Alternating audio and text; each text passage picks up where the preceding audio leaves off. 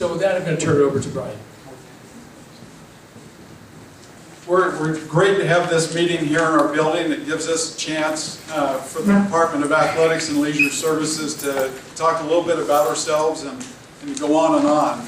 Andy did start introducing some of my staff. Actually, where's Griseda? There you are. Griseda, who wasn't introduced before, she's our supervisor of our senior center. If you have to bail, go ahead. I know they're serving lunch over there right now, but the Department of Athletics and Leisure Services has different divisions, and we have a recreation division that handles this building and the programs that we put on. And we introduced Zach earlier. He runs the programs, and Nick has been here since the beginning of the rec center. And Randy has been doing our parks and has worked for the city for, Randy, about 16 years or so.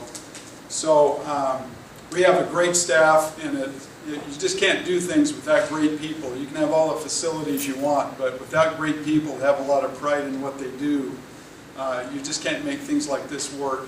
Last year in this rec center, we're in week about 49 of our cleaning schedule.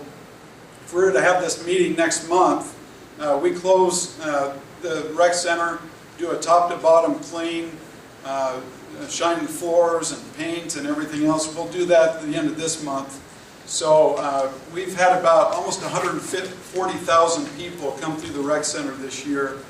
We are our second highest year ever as far as paid attendance to the rec center, about 90,000 people.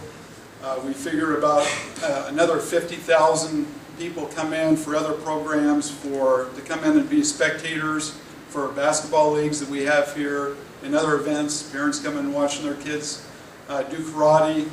Our swim team, the Manta Rays, just finished their season, and we had our highest participation in that we've ever had, and they just had a swim meet here last weekend. So grateful to have all types of programs for all types of people.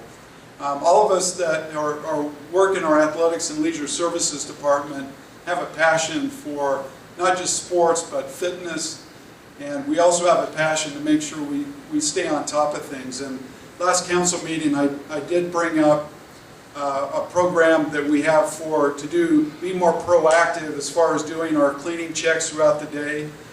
With the limited staff we have, we try and stay on top of things, but we also need to deputize. I've deputized all staff, but deputize our citizens that if you see something that you let us know, and let us know as soon as possible so we can take care of it.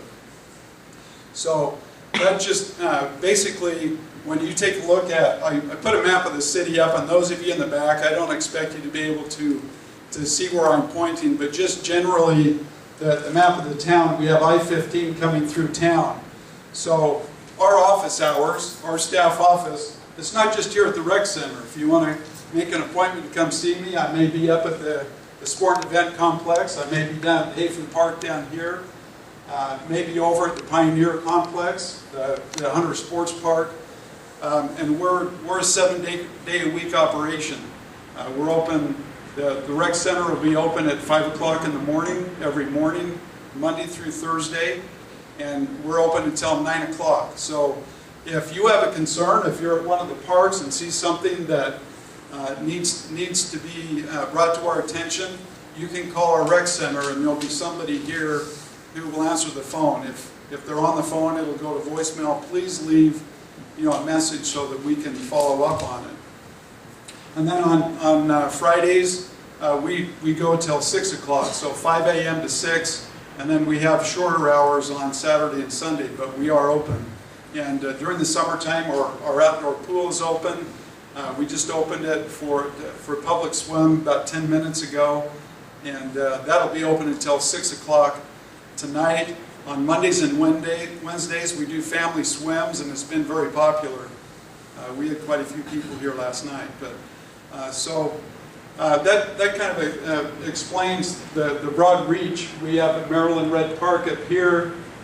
We have small pocket parks throughout town, Jensen and other parks. We have 12 parks that we maintain, and our staff has not increased. We just had a hire in our parks division to replace someone who just retired, and that was the first full-time hire that we've gone through since 2008. But we have, and I can't remember off the top of my head here, but we take care of, our parks division takes care of 170 acres of parks. And that includes athletic facilities like our sport and event complex. Right now at the sport and event complex, the long drivers are having their Region 2 championship. They'll be here through Sunday, and we look forward to having them come back in September for the RE/MAX World Long Drive Championships.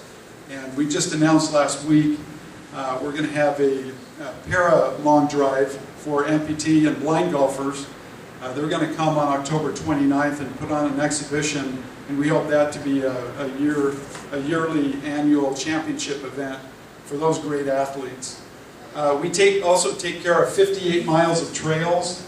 Those of you that, I see a lot of you that walk our trails that go down the Town Wash and Abbott Wash here, and they're all throughout town. As we know that a lot of the realtors who show houses to people, they'll go by and they'll show the visitors the rec center, they'll show them the parks and the trails. And there aren't a lot of cities our size that have these amount of trails and parks, and we're glad to have them. We also take care of 180,000 square feet. The rec center alone is about 56,000 square feet. And we also have the senior center and then the Mesquite campus.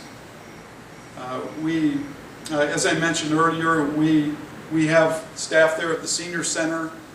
We have staff from here that goes over and takes care of the Mesquite campus. The Mesquite campus is leased out to nonprofits who provide services to the community, from the arts to help with cancer and other activities. So we have a recreation division, the senior center division, and then the athletics division, in which we try to bring in more and more events every year and accommodate them, whether it's a soccer event, whether it's a softball event. And next year we hope to see expanded groups of, we have the National College Baseball Club Baseball that wants to come in for an extra week. We're going to see expanded soccer tournaments here. And one of my favorites, Old Guys Rugby. And they're going to come here right before the Rugby Sevens Worlds that are going to be down in Las Vegas. So these guys are going to come. They're not just weekend warriors. They don't just go and watch. They want to play before they go down to Vegas and actually watch the world's best sevens players. And we have our parks division. Also, I wanted to point out too, our parks division not only takes care of the parks and trails, but we also take care of some of the medians in town, down Sand Hill and Mesquite Boulevard, and also exit 120. I don't know if you've noticed lately, we only take care of where the palm trees are in exit 120. NDOT came out last week, and some of their workers cleared some of the debris and some of the weeds in the area.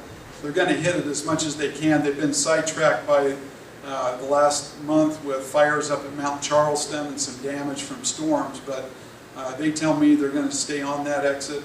It's a very beautiful exit. I walk through there every night and take pictures every time I go through, so it's an icon that the city has that we want to take care of and look nice.